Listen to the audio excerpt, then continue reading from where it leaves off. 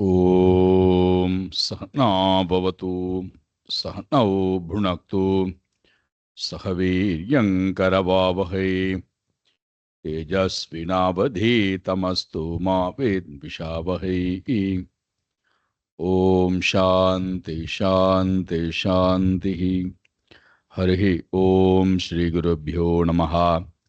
हरिः ॐ। सच्चिदानन्दरूपाय विश्वोत्पत्त्यादिहेतवे तापत्रयविनाशाय श्रीकृष्णाय वयं नमः।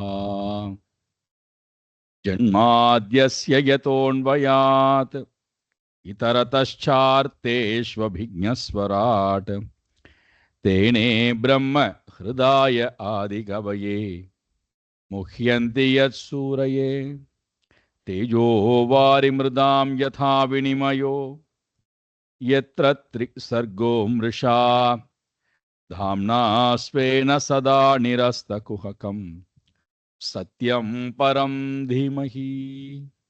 धर्मप्रोञ्झितकैतवोऽत्र परमो निर्मत्सराणां सतां वेद्यं वास्तवमत्र वस्तु शिवदं तापत्रयोन्मूलनं श्रीमद्भागवते महामुनिकृते किं वा परैरीश्वरः सद्यो हृद्यवरुध्यतेऽत्र कृतुभिः शुश्रूषुभिस्तत्क्षणात् निगमकल्पतरोर्गलितं फलं सुखमुखातमृतद्रवसंयुतं पिबत भागवतं रसमालयं मुहुरहो रसिका भुवि भावुकाः। नारायणं नमस्कृत्य नरं चैव नरोत्तमं देवीं सरस्वतीं व्यासं ततो जयमुदीरये। देवीं सरस्वतीं व्यासं ततो जयमुदीरये।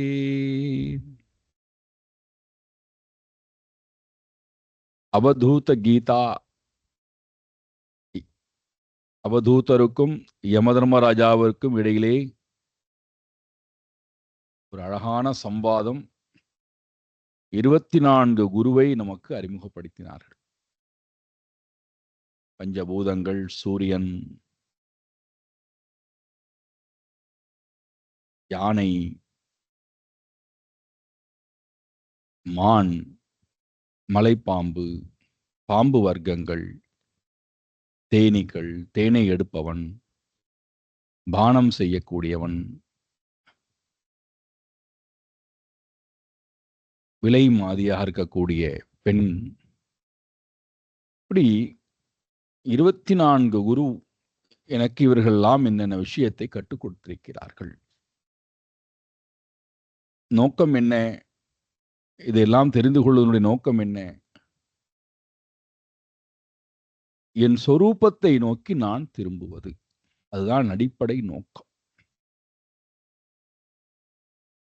நமக்கு எல்லாமே தெரியும் என்று நினைக்கிறோம் அல்லவா?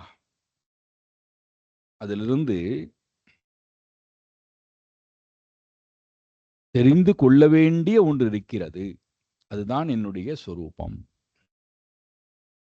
அதை தெரிந்து கொள்ளத்தான் நான் வந்திருக்கிறேன்.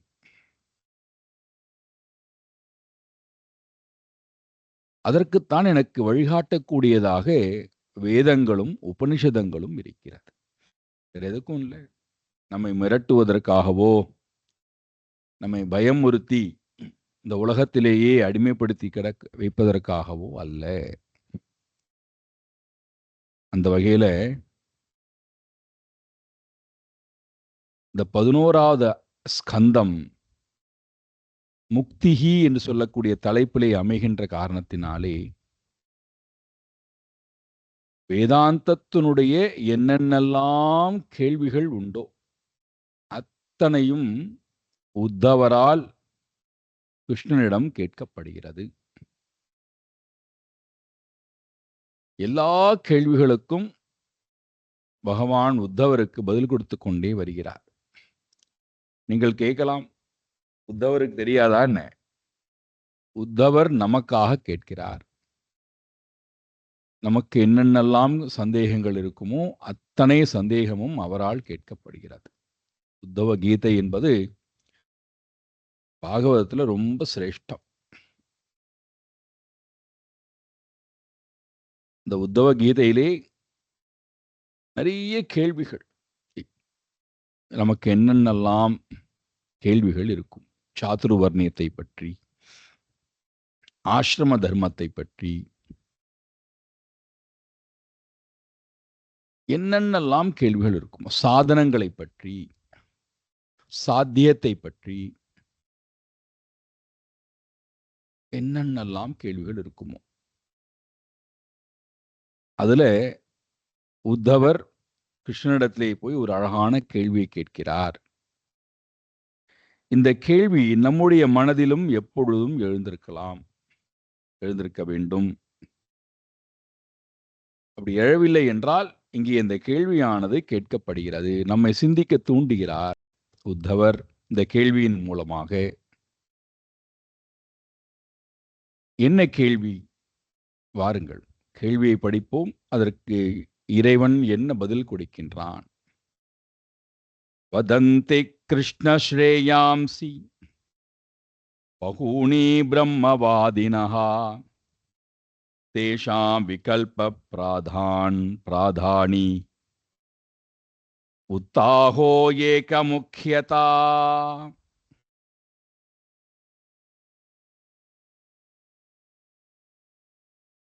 ஏ கிருஷ்ணா, உத்தவர் அழைக்கிறார் பரமாத்மாவே. ஏ கிருஷ்ணா, பிரம்மவாதினா, வேதத்தை அறிந்தவர்கள் பிரம்மவாதிகள். இந்த இடத்துல வேதம் என்று சொல்லும் போது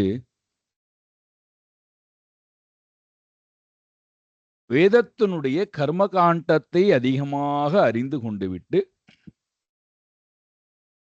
ஞான காண்டம் என்று வரும்போது அவர்கள் அதற்கு பெரிய முக்கியத்துவம் கொடுக்காமல் இருக்கக்கூடியவர்கள். அதான் பிரம்மவாதினா. பிரம்மனா வேதம். பிரம்மவாதினக என்றால் வேதத்தை அறிந்தவர்கள். முதல் பகுதி தர்மசாஸ்திரம், கர்மகாண்டம்.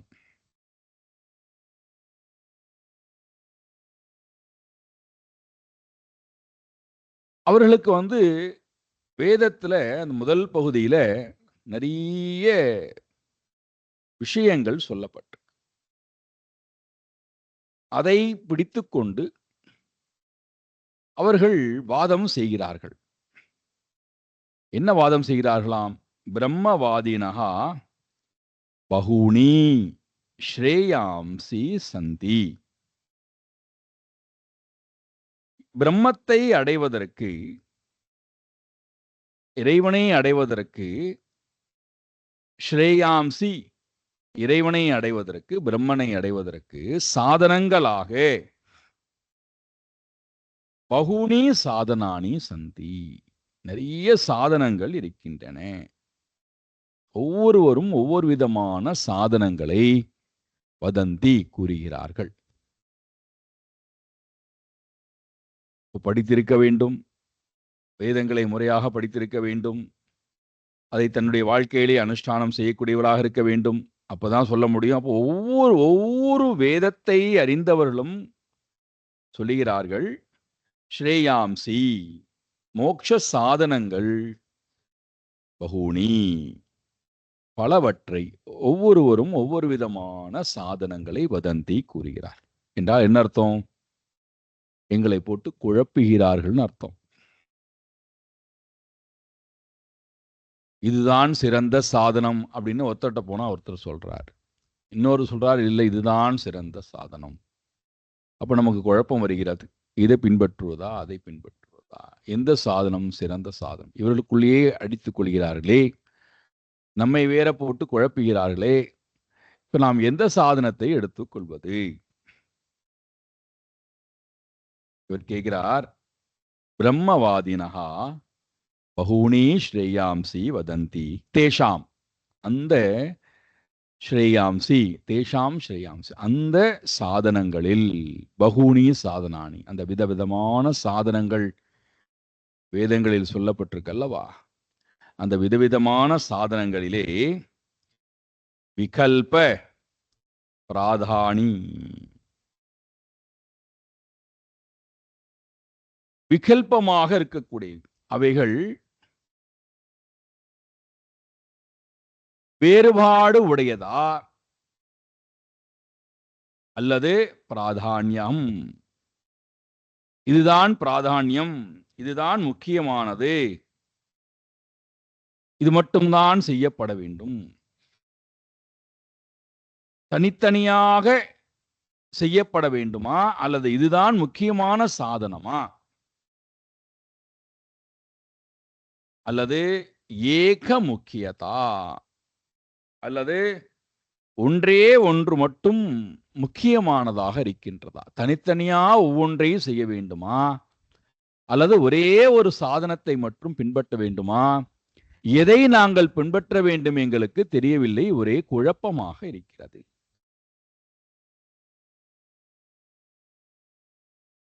பாருங்கள்,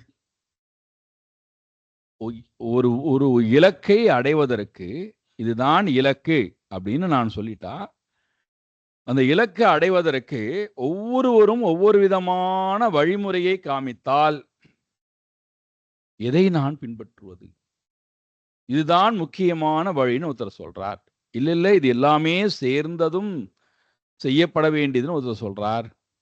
அப்ப எதை நாங்கள் பின்பற்றுவது, எந்த சாதனத்தை நாங்கள் பின்பற்றினால் அந்த இலக்கை ஸ்ரேயாம்சி, ஸ்ரேயஸ் என்று சொல்லக்கூடிய இந்த மேலான இலக்கை நாங்கள் அடையலாம். அறிவுல தெளிவு இல்லாதவரை அறிவு போய் உண்மையிடத்திலே அமராது. ஏன் அறிவுக்கு இவ்வளவு முக்கியம் கொடுக்கிறோம் அப்படின்னா, அறிவுதான் கடவுள், அறிவுதான் ஆனந்தம், அறிவுதான் அமைதி, அறிவுதான் அன்பு, அறிவுதான் மோட்சம். நம்ம அறிவு வேற மற்றது வேற அப்படின்னு நினைத்தோமே ஆனால் நாம் கேட்கக்கூடிய அந்த பேரானந்தத்தை நம்மால் பெற முடியாது. அறிவுல தெளிவு வர வர வர எனக்குள்ளே அந்த பேரானந்தம் ஸ்புரிப்பதை நான் பார்க்கலாம். இப்போ எங்களை போட்டு விதவிதமான வாதங்களை வைத்துக்கொண்டு எங்களை விதவிதமான சாதனங்கள் இருப்பதாக சொல்லி எல்லாவற்றுக்கும் தனித்தனியான சாதனங்கள் இருக்கிறதா அல்லது எல்லா சாதனம் சேர்ந்து பண்ண வேண்டுமா அல்லது ஒன்று மட்டுமே முக்கியமான சாதனமா, எதை நாங்கள் பின்பற்ற வேண்டும், எந்த சாதனத்தை பின்பற்றினால் நாங்கள் அந்த உண்மையை அடைய முடியும்?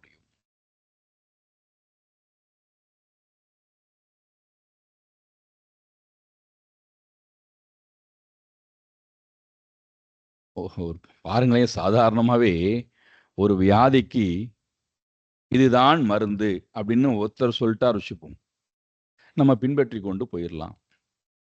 ஆனா ஒரு மருத்துவர்கிட்ட போனா அவர் ஒரு விதமான மருத்துவத்தை நமக்கு கொடுக்கிறார், சிகிச்சை முறையை கொடுக்கிறார், இதுதான் சிறந்ததுன்னு சொல்றார். இன்னொருத்தர்கிட்ட போனா அவர் இல்ல அதெல்லாம் பழைய விஷயங்கள், இப்பெல்லாம் வேறு விதமாக வந்து விட்டது, இது பின்பற்றினால்தான் நீங்கள் உங்களுக்கு வியாதி குணமாகும், இன்னொருத்தர் நம்மளை குழப்பறார். இப்ப அந்த மருத்துவர் சொன்னது சரியான வழிமுறையா, இந்த மருத்துவர் சொல்றது சரியான வழிமுறையா, எதுதான் நான் பின்பற்றுவது?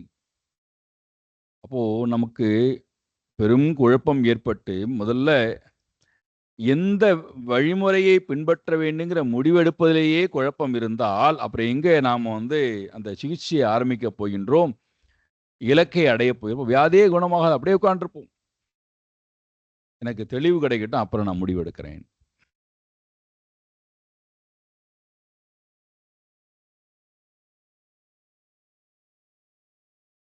எவ்வளவு சாதனங்கள் 5 இந்திரியங்களுக்கு, பிராணனுக்கு, உடலுக்கு, மனதுக்கு, அகங்காரத்திற்கு, அறியாமைக்கு எவ்வளவு சாதனங்கள். ஒவ்வொரு சாதனமும் ரொம்ப ரொம்ப சிரேஷ்டம் என்பது ஒவ்வொருத்தருடைய கருத்தா இருக்கு. இதெல்லாவற்றையும் மனதில் கொண்டு உத்தவர் கேட்கிறார் பரமாத்மாவிடத்திலே. தேஷாம் அவைகளில் ஸ்ரேயாம்சி மோட்சத்தை கொடுக்கக்கூடிய சாதனங்கள் ஒன்றா அல்லது பலவாரா? ஒன்று மட்டும் முக்கியமானதாக இருக்கின்றதா அல்லது பன்மைகளை எல்லாம் செய்ய வேண்டுமா? தனித்தனியாக ஒவ்வொன்றும் முக்கியமானதா அல்லது ஒன்றே ஒன்று மட்டும் முக்கியமானது? எது முக்கியமானது?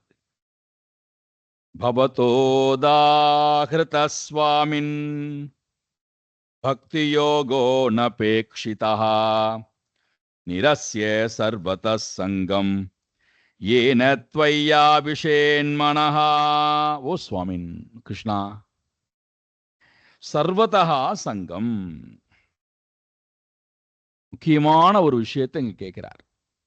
எதற்காக இதெல்லாம் நான் உங்கள்கிட்ட கேட்கிறேன்னா, சர்வதா சங்கம் நிரஸ்ய, இதுதான் முக்கியம். எல்லாவற்றிலும் இருந்தும் சங்கம் நிரஸ்ய, சங்கத்திலிருந்து நான் விடுபடணும்பா. அதுதான் இலக்கு. சர்வதா சங்கம் நிரஸ்ய, எல்லாவற்றிலிருந்தும் சங்கம். காரியத்திலே, கரணத்திலே, கர்த்தாவிடத்திலே, இந்த மூணு இல்லைன்னா ஜெகத்தே இல்லை. வெளி உலகத்திலே, கர்மங்களிடத்திலே, கர்ம வினைகளிடத்திலே, எது இடத்திலும் நான் சங்கம் வைக்காமை. நான் ஒன்றே ஒன்றில் மட்டும் சங்கம் வைக்கணும். நான் பன்மை இடத்துல சங்கம் வைக்கக்கூடாது. கர்த்தாவிடத்திலோ, கர்ணம் இடத்திலோ, காரியத்திடத்திலோ, கர்மத்திடத்திலோ, கர்ம வினை இடத்திலோ எதிலையும் நான் சங்கம் வைக்கக்கூடாது. அனைத்திலும் இருந்தும் சர்வதா சங்கம் நிரஸ்ய, எல்லாவற்றிலும் இருந்தும் சங்கமானது விடப்பட வேண்டும். உத்தவர் பகவான் கேட்கிறார், எல்லாவற்றிலிருந்தும் சங்கத்தை விட்டுவிடு, என்ன பண்ண போகிறாய் உத்தவா?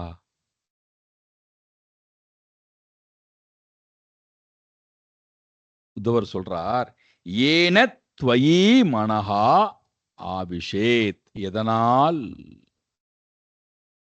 இதன் துணை கொண்டு, ஏன எந்த வழிமுறையினால், ஏன சாதனேன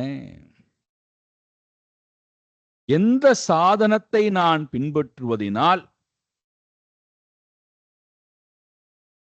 மனஹா ஆபிஷேத், மனமானது நுழைந்து விடுமோ, ஆபிஷேத் யாரிடத்திலே? துவயி, தங்களிடத்தில்.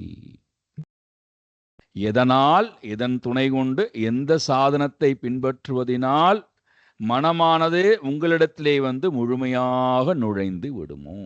அப்போ உங்களிடத்துல நுழைதல் என்பதுதான் இங்கே இலக்கு. மனசு உங்களை காட்டிலும் பன்மையான வட்டிலே போய் நுழைந்து அதிலிருந்து மனமானது வெளியிலே வர முடியாமல் பற்று கொண்டிருக்கு. அப்ப நான் முதல்ல அந்த தோஷத்திலிருந்து வெளியில வரணும். பன்மையிலிருந்து என்னை நான் விடுவித்துக் கொள்ளுதல். இரண்டாவது, உங்களிடத்திலே மனம் முழுமையாக ஆபிஷேத், நுழைதல், பிரவேசித்தல்.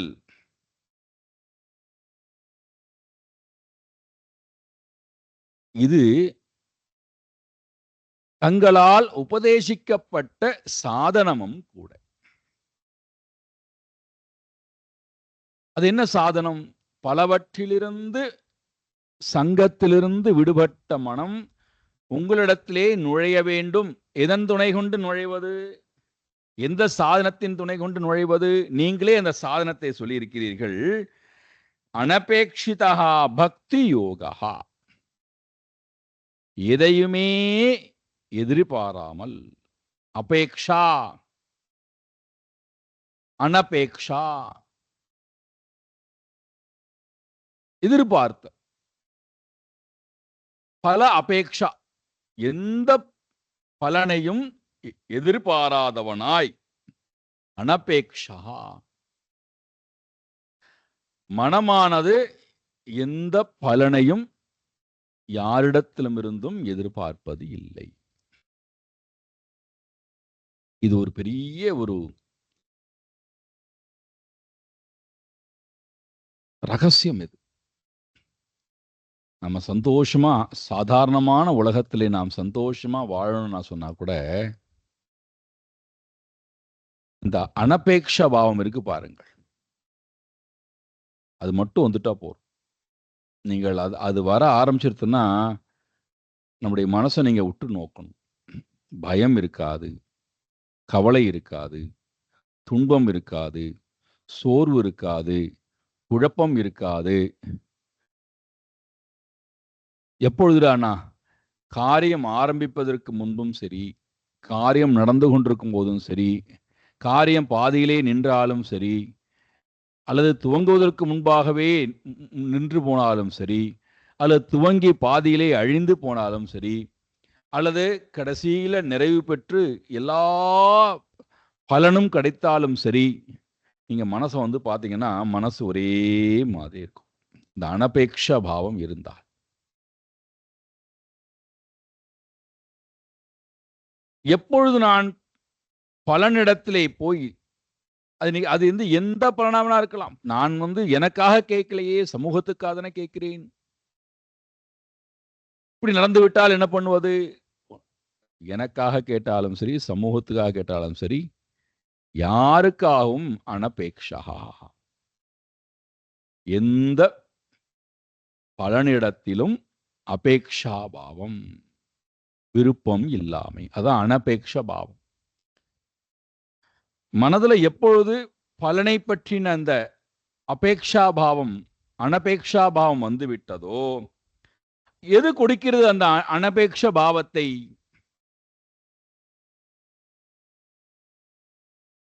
எதையுமே எதிர்பார்க்காத தன்மையை எது கொடுக்கிறது? எது எனக்குள்ளே வந்தால் அது கொடுக்கும்? நீங்கள் சொல்லக்கூடாது. அவளுக்கு என்ன, அவள் எதையுமே எதிர்பார்ப்பது கிடையாது. காரணம், பையன் நல்ல வேலை பார்க்கிறான், பெண் குழந்தை நல்ல வேலை பார்க்கிறாள், கணவன் வேலை பார்க்கிறான், பெரும் செல்வந்தர்கள், அதனால எதையும் எதிர்பார்க்கறதுல செய்கிறார்கள். நாங்க அப்படியா? நிறைய செல்வம் இருக்கு, நல்ல நல்ல உயர்ந்த இடத்துல இருக்கிறார்கள், நல்ல பதவியை அலங்கரிக்கிறார்கள், அதனால அவங்களுக்கு எந்த எதிர்பார்ப்பும் இல்லை, செய்கிறார்கள். இந்த எதிர்பார்த்தல், எதிர்பார்ப்பு இல்லா தன்மை என்பது ஒன்று இருக்கின்றதனாலோ ஒன்று இல்லை என்பதனாலோ வருவது அல்ல. ஒரு குலத்திலே பிறந்ததனாலோ ஒரு குலத்திலே பிறக்காததினாலோ வருவது அல்ல. இல்லாமையினாலோ இருப்பதினாலோ வருவது அல்ல. உயர்ந்த பதவியை அலங்கரிப்பதனாலோ அல்லது தாழ்ந்த பதவியிலே இருப்பதனாலோ வருவது அல்ல.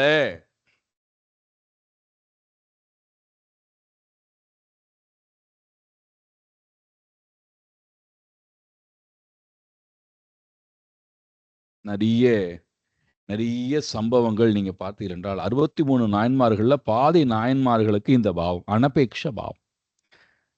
ராஜராஜ சோழனை கூட சொல்வார்கள் அல்லவா, அவன் கட்டிய கோயிலுக்கு கும்பாபிஷேகத்துக்கு பகவான் வந்துட்டு அனுகிரகம் பண்ணிட்டு போறாராம். யாருக்கு? ராஜராஜ சோழனுக்கு அல்ல. ஏதோ ஒரு மூதாட்டியானவள் கர்ப்பகிரகத்தில் இருக்கக்கூடிய மேலே இருக்கக்கூடிய கல்லை கொடுத்தாள் என்பதற்காக என்று படிக்கிறோம் கதை. இப்போ என்னடான்னா, எவ்வளவு பெரிய செயலை நான் செய்கிறேன் என்பது முக்கியம் அல்ல, எவ்வளவு சிறிய காரியத்தை செய்கிறேன் என்பது முக்கியம் அல்ல, அதற்கு பின்னாடி என்ன இருக்கின்றது. இதுதான் பகவான் திரும்ப திரும்ப திரும்ப திரும்ப நம்முடைய மனதிலே விதைக்க வருகிறார். அது ஒன்று மட்டும்தான் நமக்கு சாதனமாக இருக்க வேண்டும். அது ஒன்று மட்டும்தான் சாத்தியத்திடத்திலே கொண்டு நம்மை சேர்க்கும். நாம் அடைய வேண்டிய இலக்கிடத்திலே நம்மை கொண்டு சேர்ப்பது இந்த ஒரே ஒரு சாதனம். அது என்னது? பக்தி யோகா பவதா உதாகிருதா. பவதா தங்களால், உதாகிருதா சொல்லப்பட்டிருக்கிறது, உபதேசமாக சொல்லப்பட்டிருக்கிறது. பகவத்கீதையிலும் சரி, மற்ற இடங்களிலும் சரி, உங்களால் சொல்லப்பட்டிருக்கக்கூடிய இந்த உயர்ந்த சாதனம் என்ன? பக்தி யோகம். பக்தி யோகம் என்பது என்னது? அனபேக்ஷதா, எந்த பலனையும் எதிர்பாராத மனோநிலை. அதுதான் பக்தி சாதனம், பக்தி யோகம். யோகம் என்பது வழிமுறை, சாதனம்.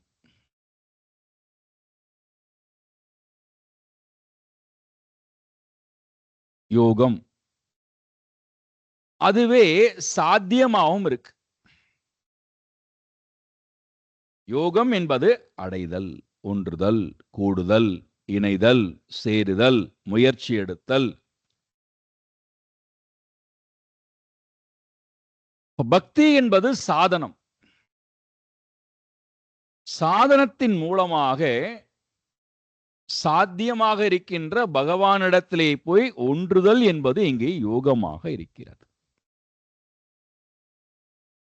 பக்தியின் துணை கொண்டு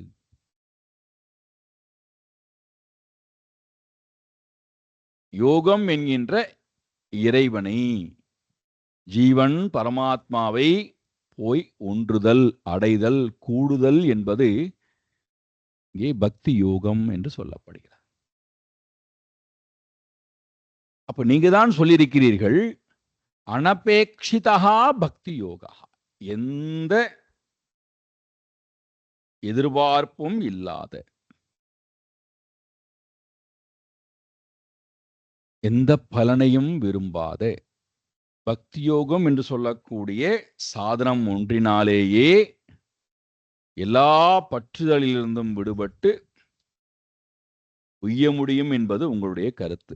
அப்படி என்றால் நீங்கள் சொல்லக்கூடிய கருத்து சிறந்ததா அல்லது வேதவாதிகள் சொல்லக்கூடிய கருத்து சிறந்ததா?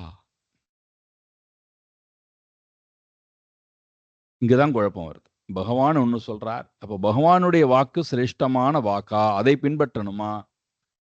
அல்லது இவர்களுக்கு தெரிந்த, வேதவாதிகளுக்கு தெரிந்த முறையிலே செய்யக்கூடிய காரியங்கள், அவர்கள் சொல்லக்கூடிய சாதனைகளை பின்பற்ற வேண்டுமா? எதை நாங்கள் பின்பற்ற வேண்டும்?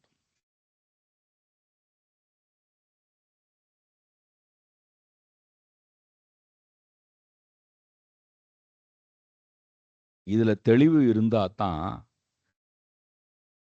சாத்தியத்திலும் தெளிவு வரும். இவர் சொல்றதையும் கேட்டுக்கிறேன், இவர் சொல்வதையும் கேட்டுக்கிறேன், அவர் சொல்வதையும் கேட்டுக்கிறேன்னா நான் அடைய வேண்டிய இலக்கு ரொம்ப தூரம் இருக்கும். அதுக்காக நான் பின்பற்ற வேண்டிய சாதனங்களும் நிறைய இருக்கும்.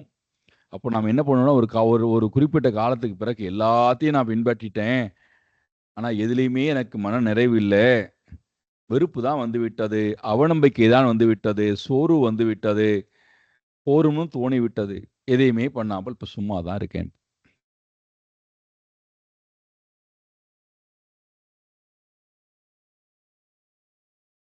வேதங்களுடைய நோக்கமும்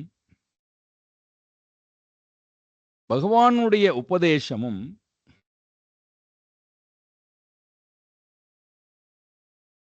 எந்த செயலை நோக்கி நம்மை தள்ளுகிறது? பகவான் சொல்றார், காலேன நஷ்டா பிரளயே வாணியம் வேத சம்ஹிதா மயாதௌ பிரம்மணே புரோக்தா தர்மோ யஸ்யாம் மதாத்மகா.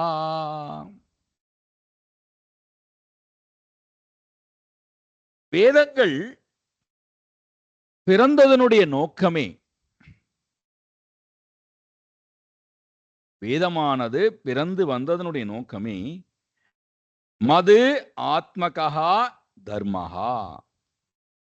மத் என்னிடத்திலே, மது ஆத்மகா தர்மஹா, என்னிடத்திலே மாறாத ஈடுபாட்டை கொள்ள வேண்டும்,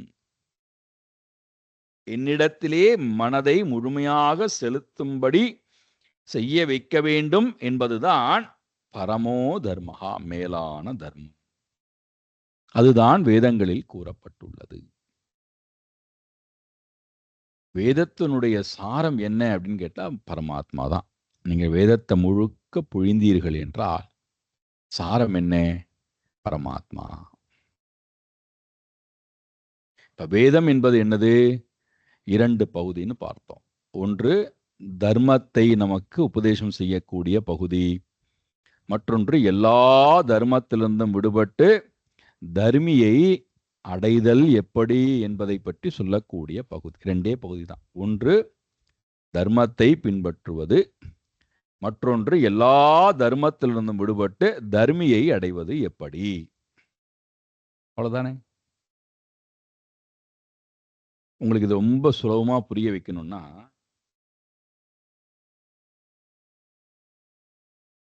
மனம் எப்பொழுது உறக்கத்திலிருந்து விழித்து கொண்டு விட்டதோ அப்பொழுது மனதுக்கு விதவிதமான செயல்பாடுகளிடத்திலே எண்ணங்கள் வந்து விடுகிறது.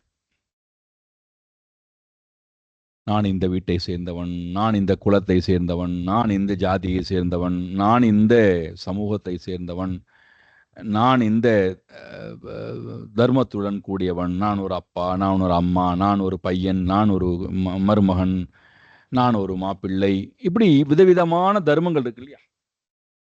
நான் ஒரு அலுவலகத்திலே ஒரு பெரிய ஸ்தானத்திலே இருக்கின்றேன், எனக்கு கீழே இத்தனை பேர் வேலை பார்க்கிறார்கள், நான் ஒரு நிறுவனத்தை நடத்துகின்றேன், நான் இந்த இந்த பதவியிலே இருக்கிறேன், நான் ஒரு அரசியல்வாதி, நான் ஒரு லாயர், இன்ஜினியர், இப்படி என்னென்னலாம் தர்மம் இருக்கோ எல்லாம் மனசுல ஓட ஆரம்பித்து அதற்கு ஏற்ப எல்லா செயலையும் பண்றோம்.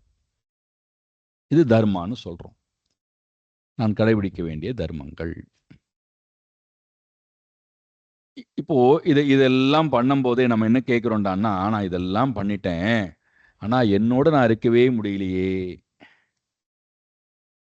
அப்போ என்ன பண்றோம்? இது எல்லாத்தையும் செய்வதற்காக ஒரு நேரம், என்னுடன் இருப்பதற்காக ஒரு நேரம்.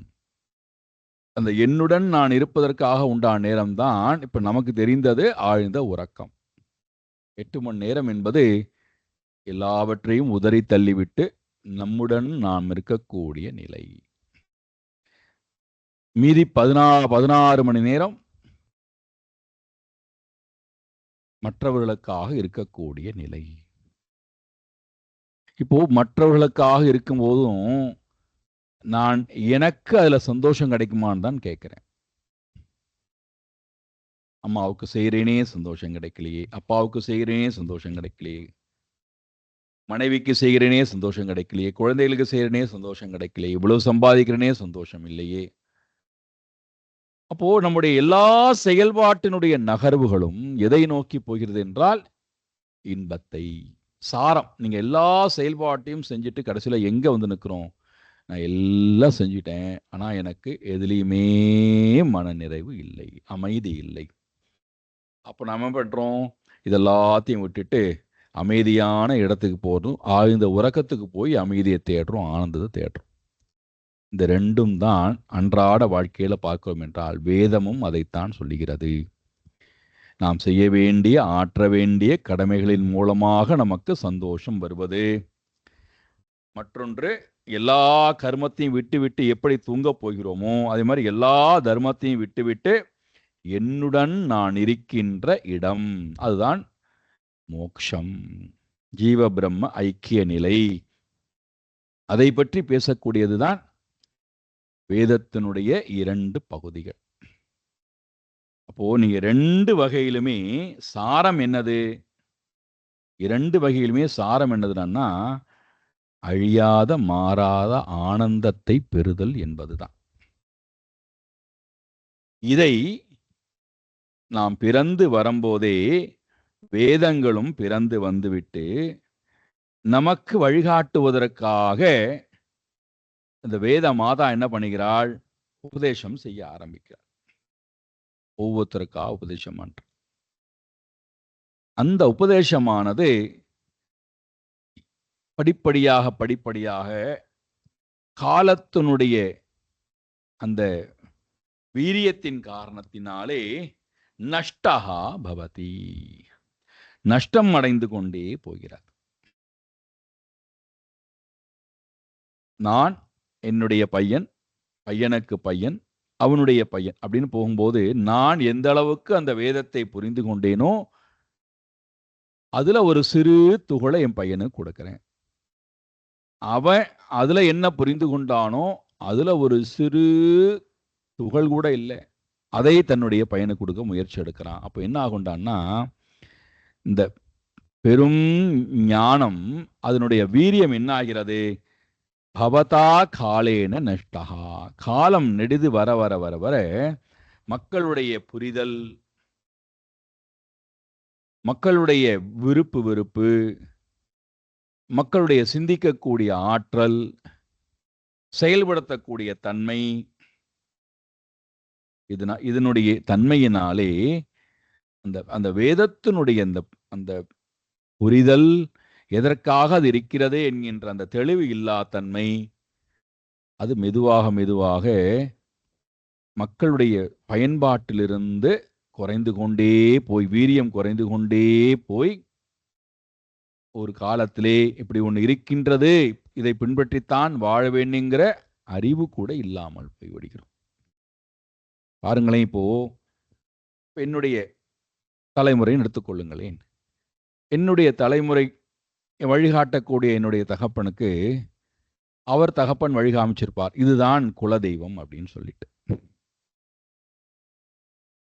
என்னுடைய தகப்பன் அந்த குலதெய்வத்தை எங்களுக்கு அழைத்து கொண்டு போய் காட்டுகிறார், இப்படித்தான் குலதெய்வத்தை வழிபாடு செய்ய வேண்டும்.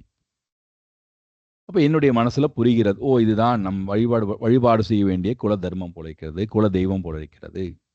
இப்ப நான் என்ன பண்றேன்? என்னுடைய பையனை எப்பவாவது அழைத்து கொண்டு போகிறேன், அல்லது முடிந்தால் நீ போயிட்டு வான்னு சொல்லி அனுப்பி வைக்கிறேன். அவனுக்கு விருப்பமே இல்லை அதுல போறதுல. இருந்தாலும் பெற்றோர்களுடைய நிர்பந்தத்தினால் என்ன பண்ணுகிறான்? திட்டிக்கொண்டே போகிறான். அவனுக்கு என்ன புரிதல் அதுல வந்திருக்கும்? அம்மாவுடைய நிர்பந்தத்துக்காக போன குழந்தைக்கு தனக்கு கல்யாணம் ஆகி குழந்தை பெற்ற உடனேயே அந்த குழந்தைக்கு நிச்சயமாக அந்த குலதெய்வத்தை காட்டுவானா என்றால் காட்ட மாட்டான். என்ன ஆகிறது? காலத்தினுடைய தன்மை, அந்த குலதெய்வத்தினுடைய வழிபாட்டு முறை வீரியம் குறைந்து கொண்டே போய் 3வது தலைமுறை வரும்போதே இப்படி ஒரு குலதெய்வம் உங்களுடைய குடும்பத்திலே இருந்ததுன்னு யாரோ ஒருத்தர் சொல்ல வேண்டியிருக்கு. ஒரு ஜோதிடர் சொல்லி, இங்கதான் உங்க குலதெய்வம் இருக்கு, நீ இதை வழிபாடு பண்ணு. எப்போ இவனுக்கு அதிகமான கஷ்டங்கள் இவனை அழுத்தி எழுந்து கொள்ளவே விடாது செய்யும் போது, அப்ப நாம ஓடுறோம், எந்த உபாயத்தை பின்பற்றினால் நமக்கு நன்மை ஏற்பட்டு விடும். அப்போ அவர் சொல்றார், உன்னுடைய இதுதான் குலதெய்வம், இதை நீ செய்யாதனால தான் உனக்கு ஏற்பட்டது.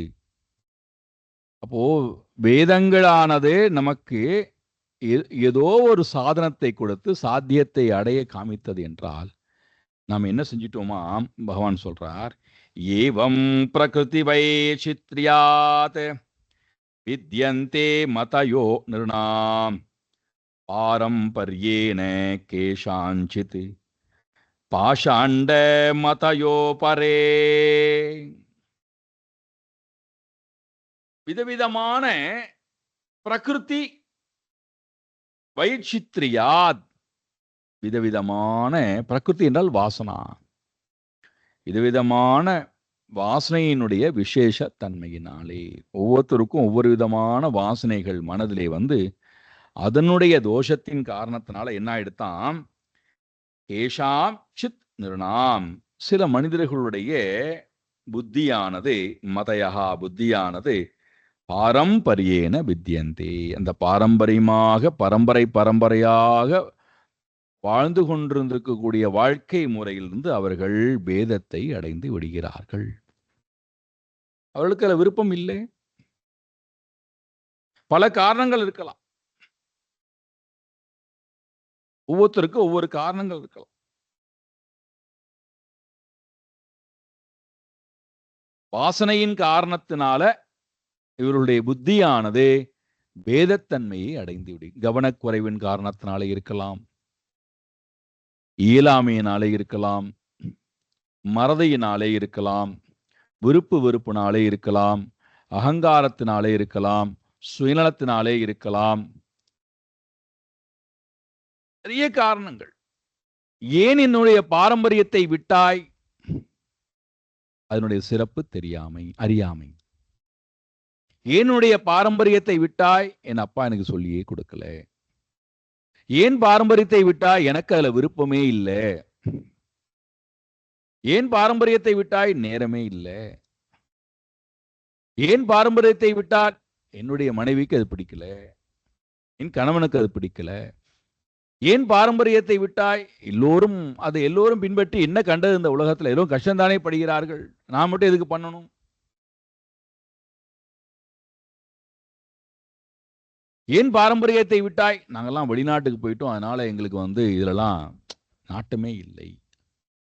ஏதோ ஒரு காரணம் சொல்றோம் அல்லவா? வாசனா வாசனா வைச்சித்ரியா, விதவிதமான வாசனைகளானது மனதுக்குள்ளே இருந்து அது மனிதர்களுடைய புத்தியை வித்யந்தே, வேதப்பட வைக்கிறது. அதனால இந்த மனோநிலை வந்த யார் இவர்கள்? ஈவன் வேதவாதினகா, ஈவன் வேதத்தை முறையாக கற்றிருக்கக்கூடியவர்கள் கூட அவர்கள் என்ன செய்கிறார்கள்? அபரே பாஷண்ட மதையா, அவரவர்கள் ஒவ்வொருத்தருக்கும் ஒவ்வொரு விதமான அர்த்தத்தை கற்பித்து கொண்டு, பாஷண்ட மதையா, வேறு வேறாக ஒரே சப்தம்தான், அதுக்கு ஒவ்வொருத்தரும் ஒவ்வொரு விதமான பொருளை கற்பித்து, இதுதான் வழிமுறை, இதை செய்தாதான் உனக்கு நல்லது, இந்த சாதனம் தான் அவனுடைய வாழ்க்கைக்கு நல்லதாக இருக்கும் என்று அவரவர்கள் அவர்களுடைய புரிதலுக்கு ஏற்ப அவர்களும் தன்னை குழப்பிக்கொண்டு மற்றவர்களையும் அவர்கள் குழப்புகிறார்கள். அதனால என்ன எடுத்தான்? அவர்கள் அந்த மந்த மதையகா அல்லது பாஷண்ட மதையகா, வேறு விதமாக அர்த்தத்தை புரிந்து கொண்டு வாழக்கூடியவர்கள் அதுதான் சிறப்பானது என்று சொல்லி மற்றவர்களுடைய மதியையும் அவர்கள் மயக்குகிறார்கள். மற்றவர்களையும் தன்னுடைய செயல்பாடு என்னவோ அந்த சாதனத்திடத்திலேயே மற்றவர்களையும் அவர்கள் திருப்பி விடுகிறார்கள். அதனுடைய வெளிப்பாடுதான் நீ கேட்டதை போல விதவிதமான சாதனங்கள் இருப்பதாக நினைக்கப்படுகிறது, விதவிதமான சாத்தியம் இருப்பதாக நினைக்கப்படுகிறது. காரணம் புரிதலில் உண்டான குழப்பம். யார் இந்த மாதிரி குழப்புகிறார்கள்? முட்டாள்கள் அல்ல, நன்று படித்திருக்கக்கூடிய வேதவாதிகள். அவரவர்களுடைய வாசனைக்கு ஏற்ப ஒரு அர்த்தத்தை புரிந்து கொண்டு சப்தத்துக்கு அர்த்தத்தை ஏற்படுத்தி அவர்கள் தன்னையும் குழப்பிக்கொண்டு மற்றவர்களையும் குழப்புகிறார்கள். அந்த வகையில பார்த்தா இப்படித்தான், இந்த முறையில தான் விதவிதமான மதங்கள் தோன்றியது. ஒரே விஷயத்தை எடுத்துக்கொண்டு விதவிதமான மதங்கள், மதம்னாலே கருத்து தானே. இந்த சாதனத்தை பின்பற்றினால்தான், இந்த வழிமுறைகளை பின்பற்றினால்தான் இலக்கை அடைய முடியும் அப்படின்னு ஒவ்வொருத்தரும் அந்த வாதத்தை மக்கள் மத்தியிலே கொண்டு விதைத்து அதை நிர்பந்தப்படுத்தி நம்முடைய அறிவிலே குழப்பத்தை ஏற்படுத்தி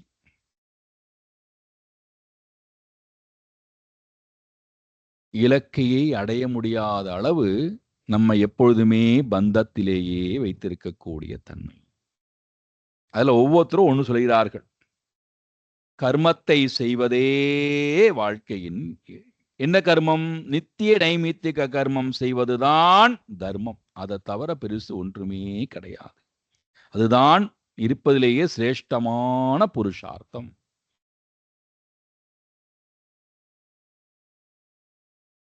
அன்றாடம் செய்ய வேண்டிய தர்மங்கள், நிமித்த காலங்களிலே செய்ய வேண்டிய தர்மங்கள், அதுதான் உண்மையிலேயே உயர்ந்த புருஷார்த்தம். அதை தவிர வேற எந்த ஒன்றையும் செய்ய வேண்டிய அவசியம் இல்லை. அப்படி சொல்லித்தானே நம்ம எல்லாரையும் மிரட்டி, நீ ஒன்றும் கடவுளெல்லாம் தொழ வேண்டாம், நீ ஒன்றும் சன்னியாசிக்கு போய் சேவையெல்லாம் பண்ண வேண்டாம், சத்சங்கத்துக்கெல்லாம் போக வேண்டாம், சாஸ்திரம்லாம் படிக்க வேண்டாம், உன்னுடைய கடமையே கடவுளா நினைத்து கொண்டு செய்தால் அதுவே உனக்கு நன்மையை கொடுக்கும். அதை தவிர வேற ஒன்றுமே உனக்கு தேவையில்லை. இப்படி சொல்லியே நம்முடைய புத்தியை மழுங்கடித்து விட்டார்கள். நாமளும் அதுதான் சிறப்புன்னு நினைச்சுட்டு அப்படி வாழ்வதுதான் உத்தமமான வாழ்க்கைன்னு சொல்லிக்கொண்டு எதற்காக வாழ வந்தோமோ அது தெரியாமல் திரும்ப திரும்ப நித்திய கர்மத்தை நிமித்த கர்மத்தையும் தொடர்ந்து செய்து கொண்டே இருக்கிறோம். அது என்ன ஆகுறதுனா ஒரு குறிப்பிட்ட காலத்துக்கு அப்புறம் நமக்கு ரொம்ப வேதனையும் கோபத்தையும் எரிச்சலையும்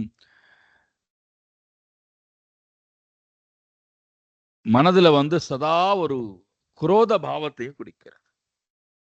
ஏண்டானா எத்தனை நாளைத்தான் அதே நித்திய கர்மத்தை பண்ணிக்கொண்டே இருப்பது? நான் மட்டும்தான் பண்ணணுமா? அவங்க எல்லாம் பண்ணக்கூடாதா? நான் மட்டும்தான் நேர்ந்து விட்டவனா அந்த வீட்டுல? நான் மட்டும்தான் அந்த ஆசிரமம் நேர்ந்து விட்டவனா? நான் மட்டும்தான் பண்ணிக்கொண்டே இருக்கணும், அவங்க எல்லாம் பண்ணக்கூடாதா? கேள்வி வருகின்றது அல்லவா?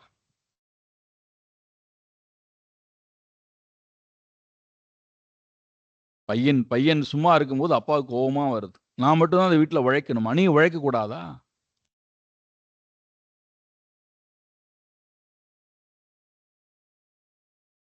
எத்தனை நாளைக்கு தான் அந்த நித்திய கர்மத்தை தொடர்ந்து பண்ணிக்கொண்டே இருப்பது?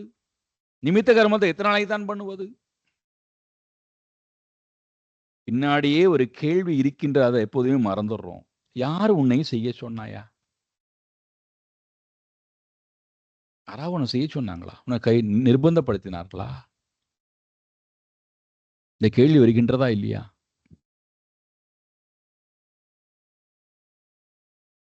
நாமாக நம்முடைய வாசனைக்காக, நம்முடைய சுயநலத்திற்காக, அகங்காரத்திற்காக நாம் ஒரு காரியத்தை செய்துவிட்டு அதுதான் சிறந்த வாழ்க்கைன்னு சொல்லி ஏதோ நாம வாழ்ந்ததாக நினைத்துக் கொண்டு அதை நம்முடைய வெறுப்பு குழந்தைகள்கிட்ட போய் திணிக்கிறோம், அம்மா அப்பாட்ட போய் திணிக்கிறோம், கணவன்கிட்ட போய் திணிக்கிறோம், மனைவிட்ட போய் திணிக்கிறோம், நண்பர்கள்ட்ட போய் திணிக்கிறோம், சமுதாயத்தில் போய் திணிக்கிறோம். அவர்களுக்கு வேண்டுமா வேண்டாமா தேவையா எதை பத்தியும் கவலைப்படுறது? நான் சம்பாதிச்சிட்டேன், பையனை கூப்பிட்டு இதெல்லாம் பார்த்துக்கோன்னு சொன்னா பையன் எனக்கு தேவையில்லை வித்துருங்கிறான். வித்துட்டு போ. எவ்வளவு கஷ்டப்பட்டு சம்பாதிச்சு அவனுக்காக தானே சம்பாதிச்சேன், அவனுக்காக தானே சொத்தெல்லாம் சேர்த்து வைத்தேன். இப்ப எனக்கு பிறகு யார் பார்த்துக் கொள்வா? அதை பத்தி உனக்கு என்ன கவலை? உன்னுடைய விருப்பத்தினாலே அத்தனையும் செய்திருக்கிறாய். விருப்பினாலே பிடித்துக் கொண்டும் இருக்கிறாய். இத மற்றவர்களை குறை சொல்லுவதே உனக்கு என்ன?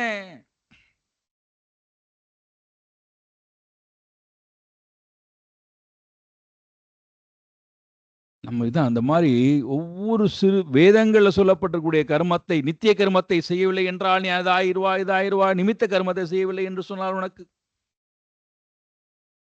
அதுதான் உனக்கு சிரேஷ்டமானது. புருஷார்த்தத்திலே அதுதான் உத்தமமான புருஷார்த்தம். இப்படி நம்மை குழப்புவது ஒரு சாராருடைய எண்ணம். வேறு சாரார் கர்மத்தை நீ செய், உனக்கு நிறைய புகழ் கிடைக்கும்.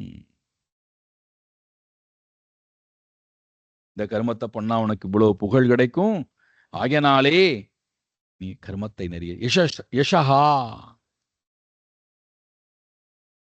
புகழுக்காக செய்யக்கூடிய கர்மங்கள் நம்மளை போட்டுக்கொள்.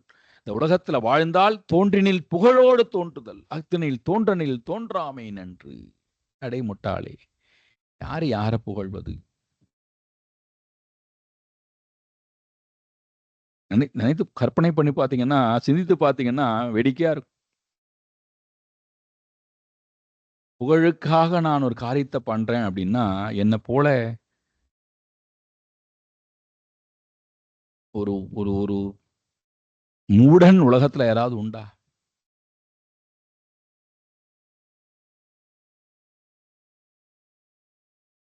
எனக்கு புகழ் கிடைக்கும் என்பதற்காகவே நிறைய ஜென்மங்கள். வீட்டுல புகழ் கிடைக்கணும், சமூகத்துல புகழ் கிடைக்கணும், இறைவனிடத்திலிருந்து எனக்கு புகழ் வேண்டும்.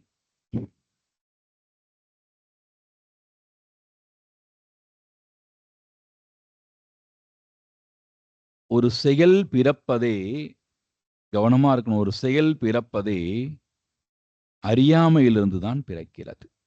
அது நல்லதாக இருந்தாலும் சரி, தீயதாக இருந்தாலும் சரி. அப்போ அறியாமையிலிருந்து ஒரு செயல் பிறக்கிறது என்றால் அந்த செயலுக்கு சொந்தக்கார் யாருன்னா அகங்காரி. அப்போ நான் நல்ல காரியம் செய்தால் என்னை புகழுதல் என்பது யாருக்கு போகிறது? அந்த அகங்காரிக்கு போகிறது.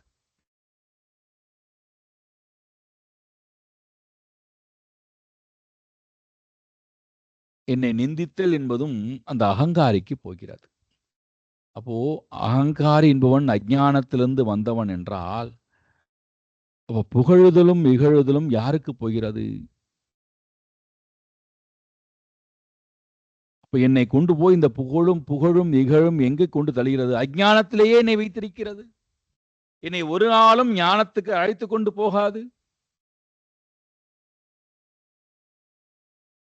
ஆனால் இந்த வேதவாதிகள் இது தெரியாமல் பகவான் கீதையில சொல்றார் அல்லவா 2வது அத்தியாயத்துல, யாமிமாம் புஷ்பிதாம் வாச்சம் பிரபதந்திய விபஷ்சிதா வேதவாதரதா பார்த்த நானியதஸ்தி இது வாதினா காமாத்மானஹா ஸ்வர்கபராஹா.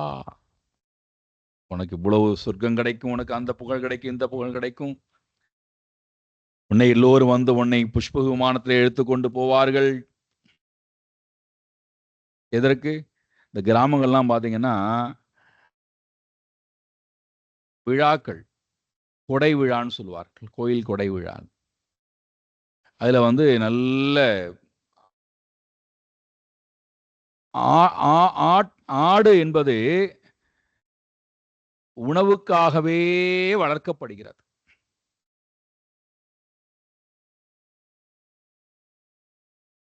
நல்ல சாப்பாடு போட்டு அது உணவுக்காகவே வளர்க்கப்படுகிறது.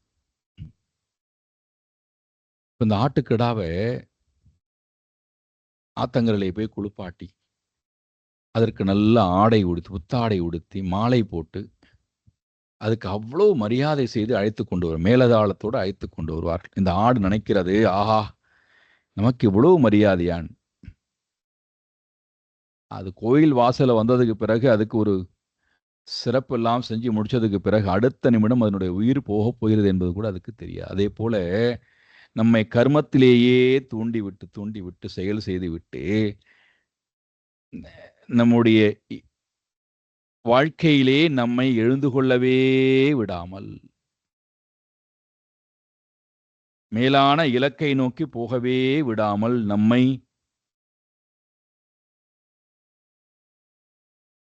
நம்முடைய அறிவை மழுங்கடித்தல் என்கின்ற காரியத்தை செய்வதுதான் இந்த வேதவாதிகளுடைய வெளிப்பாடு. அவர்கள் நமக்கு அதுக்கு அவர்கள் சொல்லக்கூடிய காரணம் என்ன? உனக்கு இந்த கீர்த்தி கிடைக்கும். இன்னொருத்தர் சொல்றார், இல்ல இல்ல இல்ல நீ கர்மத்தை செய், உனக்கு இந்த இன்பம் கிடைத்து விடும், உனக்கு இந்த இந்த செல்வம் கிடைத்து விடும், நீ இந்த இன்பத்தை எல்லாம் அனுபவிப்பாய், உனக்கு வந்து சொர்க்க இன்பம் கிடைத்து விடும், இந்த உலகத்திலே உனக்கு எல்லா இன்பமும் கிடைத்து விடும், ஆயனாலே இந்த கர்மங்களை செய். அர்த்த காமத்திற்காக நம்மை தூண்டிவிடக்கூடிய சாதனங்களை எல்லாம் செய்து சொல்லுவார்கள்.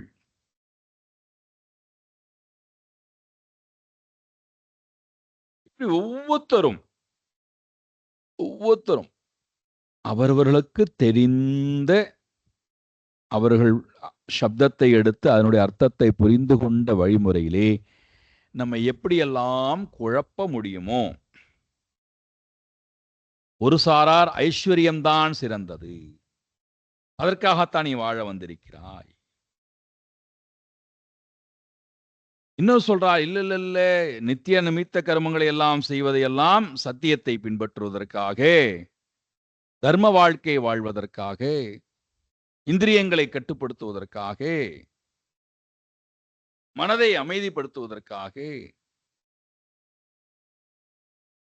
இன்னொரு சாரா, இல்ல இல்ல நீ கர்மங்கள் செய்வதே நிறைய தானம் கொடுப்பதற்காக, நிறைய இன்பத்தை அனுபவிப்பதற்காக.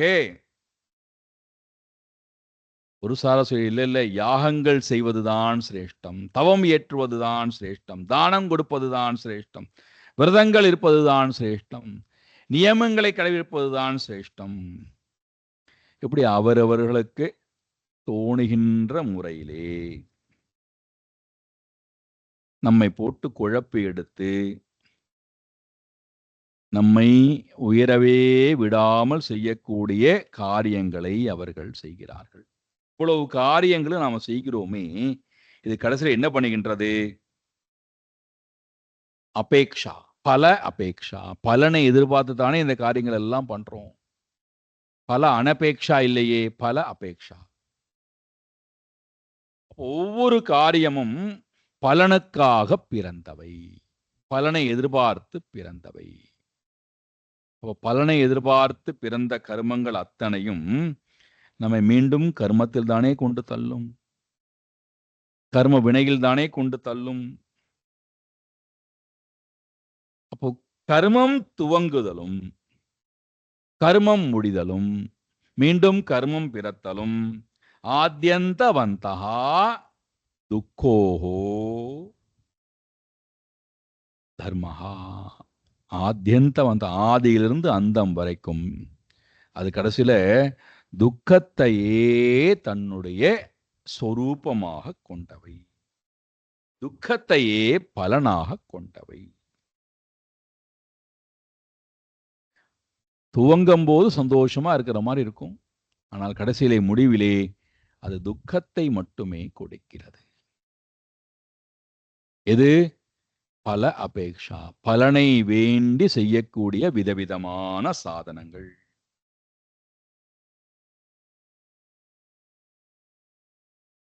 இந்த கர்மங்கள் அத்தனையுமே துக்கத்தை பலனாக கொண்டது என்றால், அந்த துக்கத்தை போக்குவதற்காக மீண்டும் கர்மத்தை பண்றோம். அப்போ நம்ம திரும்ப திரும்ப எங்க வச்சிருக்கோம்டானா தமோ நிஷ்டாகா. நம்ம எப்பொழுதுமே தமோ குணத்திலேயே வைத்திருக்கும். தமோ குணம் மோகம், சோகம், பயம், பந்தம், இதிலேயே நம்மை வைத்திருக்குமே தவிர நம்மை அதிலிருந்து ஒரு காலத்திலும் விடுவிக்காது. மூணாவது, க்ஷுத்ராஹா ஆனந்தாக, கீழான ஆனந்தத்தை தான், அழியக்கூடிய ஆனந்தத்தை தான் அது தன்னுடைய சொரூபமாக கொண்டது. சரி, அப்படி நான் அனுபவிக்கக்கூடிய ஆனந்தம் இருந்து போட்டுமே, அழியக்கூடிய கீழான ஆனந்தமா இருந்து போட்டுமே, என்னடானா அதை அனுபவிக்கக்கூடிய காலத்துல அது என்ன பண்ணுகின்றதான், நமக்கு பொறாமை என்கின்ற எண்ணத்தை நம்மிடத்திலிருந்து நீக்காமல் அதிலேயே நம்மை அழுந்தி இருக்குமாறு செய்கிறது. அதனால் நம்முடைய மனசுல எப்பொழுதுமே வருத்தம் என்பதே நிலையானதாக இருக்கிறது, அது நம்மை விட்டு போவதே இல்லை.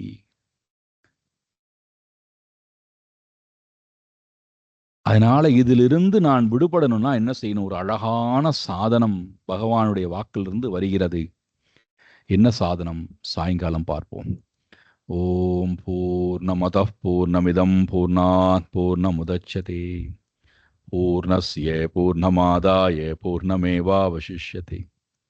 ஓம் சாந்தி சாந்தி சாந்தி. ஹரிஹி ஓம். ஸ்ரீ குருभ्यो நமः. ஹரிஹி ஓம்.